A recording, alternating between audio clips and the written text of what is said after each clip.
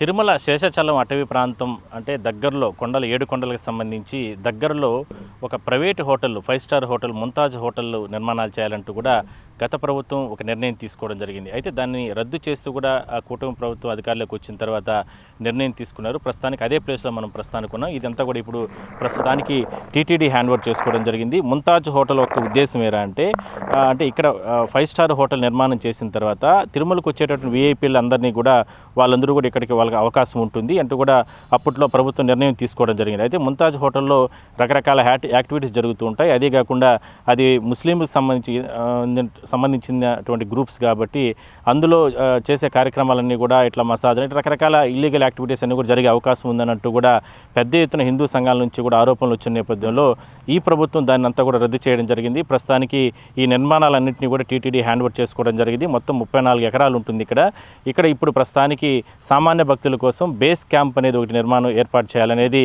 ప్రధానంగా ఆలోచన. ఎందుకంటే వైకుంఠ ఏకాదశి కావచ్చు, అదేవిధంగా ప్రత్యేక పర్వదినాలు కావచ్చు, ఇలాంటి పర్వదినాల్లో పెద్ద ఎత్తున భక్తులు ఇక్కడికి వస్తూ ఉంటారు. తిరుపతికి ఇక్కడికి వచ్చి ఈ మధ్య కాలంలో కూడా వైకుంఠ ఏకాదశి రోజున తొక్కిసలాట జరిగి కూడా చాలా మంది కూడా చనిపోవడం జరిగింది. అయితే ఇలాంటివన్నీ కూడా గదులు కాటేజీలు లేని భక్తులకు అందరికీ కూడా ఇక్కడ ఒక అవకాశం ఉంటుందనే ఉద్దేశంతో ఇక్కడ ఈ బేస్ క్యాంప్ నిర్మించాలి.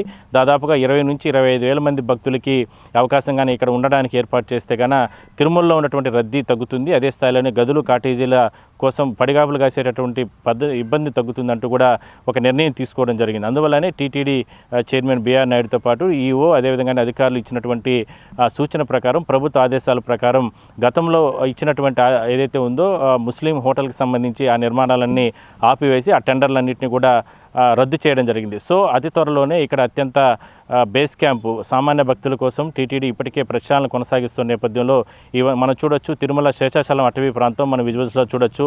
మొత్తం కూడా బస్సులు ఘాట్ రోడ్లు అవన్నీ కూడా కనపడుస్తున్నాయి.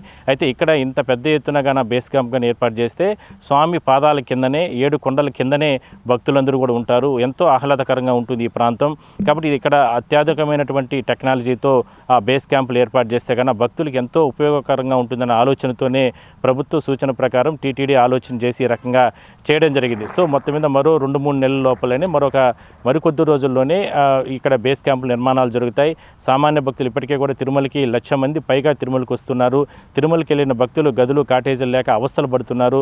అలాంటి వారికి అందరికీ కూడా తిరుపతి సమీపంలో ఉన్నటువంటి ఈ ప్రాంతంలో ఇక్కడ ఈ బేస్ క్యాంప్గానే ఏర్పాటు చేస్తే ఎంతో ఉపయోగకరంగా ఉంటుందని అంటూ కూడా ఎంతోమంది అంటే సలహాలు ఇచ్చిన నేపథ్యంలోనే ప్రభుత్వం ఈ రకంగా నిర్ణయం తీసుకోవడం జరిగింది. మరోవైపు గతంలో ప్రభుత్వం ఇచ్చినటువంటి అపవాదు కూడా తొలగించే ప్రయత్నం చేసింది.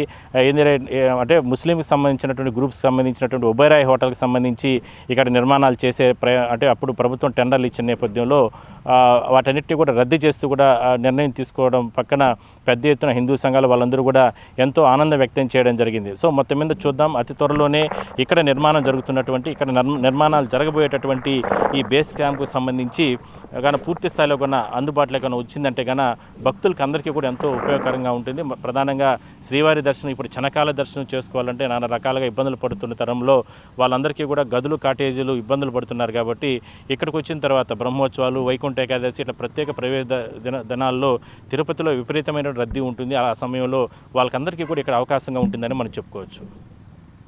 Over to studio.